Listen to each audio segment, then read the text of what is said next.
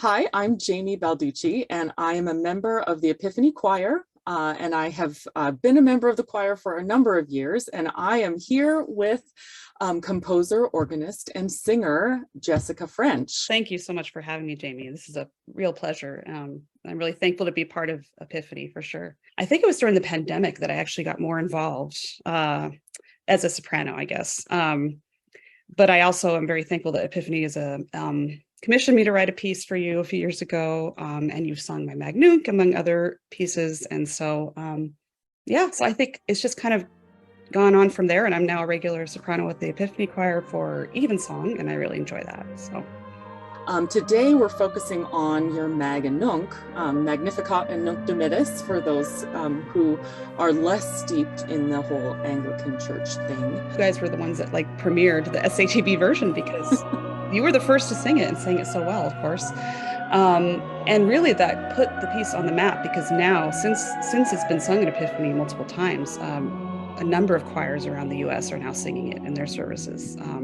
They're taking it to England, they're taking it to other places, and it's just really thrilling to see. But I really think it's because of where it started here at Epiphany. So for those people who are less familiar with the Anglican Church music tradition, there are thousands and thousands of settings of Magnificat and Nunc Dimittis, because it is a central part of the Evensong service, and choirs all over the world sing Evensong weekly, daily, and so there's lots of variety in that setting, but the words are all nearly the same. And so one of the things that I was just really curious about is how do you as a composer take a fresh look, or think about how to find your place within that catalog?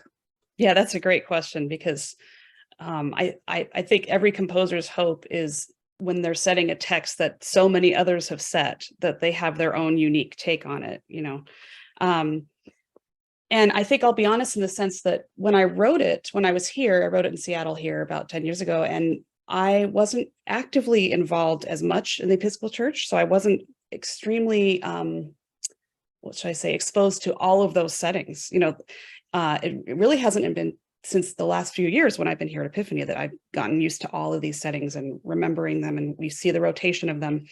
As an organist, especially during grad school, I had a couple church jobs where I would play a lot of them, but it would be, Evensong was probably once a month. So it was more of the really well-known settings by Howells and Stanford and Dyson and all of that.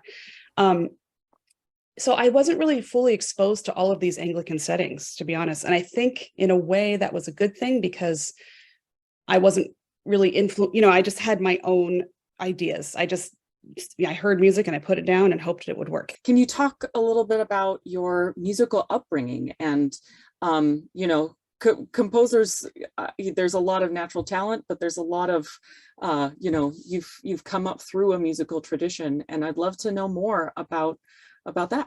Sure, yeah. So I was very fortunate to start music, especially church music, at a young age, probably around age 10. I was able to go to, it's called the Magdalene Choir School. It's in Salt Lake City, Utah, and it's one of the only Catholic co-ed choir schools in the country, in the US. And when I started, it was just an after-school program. So, we'd have rehearsal, I think, twice a week or something. But when I entered 7th grade, they were able to make it a full-time school. And so then we had rehearsals daily. We had daily masses. We sang for all the major feast days, Sundays and all of that. So I was exposed to a huge amount of liturgical music, sung at a very high level, from Gregorian chant up to modern day music. So it really kind of became a part of my being. It was just kind of my life. And that's when I started organ lessons too, a few years later. It just really inspired me a lot. So I think that exposure to music at such a young age, and then just continuing it for so long, it's really kind of seeped its way into my being as a musician. And I think it's highly influenced my compositional style. Without me even really trying to do it. Kind of similar to what I said earlier about the Anglican style of the Magnunc. A lot of times people say my music sounds very modal or chant-like.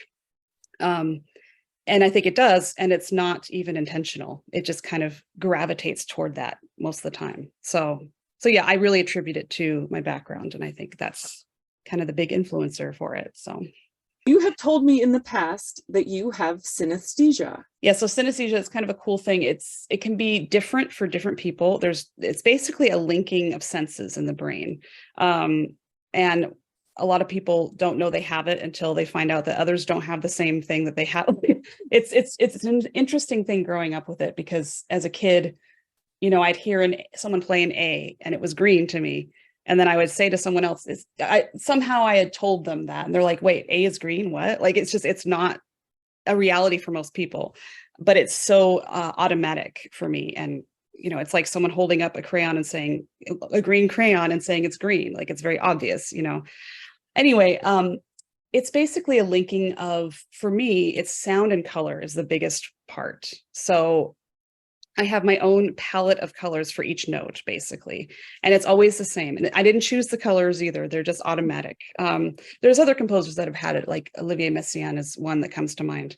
But what's fun with that is putting those notes together creates a different color as well. And also the timbre. So when an organ plays an A versus a soprano singing an A versus a violinist playing an A, those are different colors too. So there's a lot of different factors that will determine what color it will be. If it's major, it's brighter. If it's minor, it's darker shade. So I could go on, and I probably will overwhelm you, but it's fun to work with, because since most of it is automatic, a lot of it just happens. And so when people hear my music or sing my music, sometimes it's a little daunting, because it'll be like in one key for 5 measures, and then suddenly it shifts to another key and there's all these accidentals and they're like, oh my God, but it's really simply because that section is now a different color in my brain. And that's what I heard. And I heard it in that sonority, or that, that key center, or that mode. But it's also fun with text, because I also have it with letters and numbers. And so names have color, words have color. So when I'm given a text, the text is first and foremost for me the most important thing. And so I will spend a few days just, memorizing the text if I don't know it well, and speaking the rhythm of the text to myself, so that that's when I start to get the organic melodies that come to me, or the chord progressions.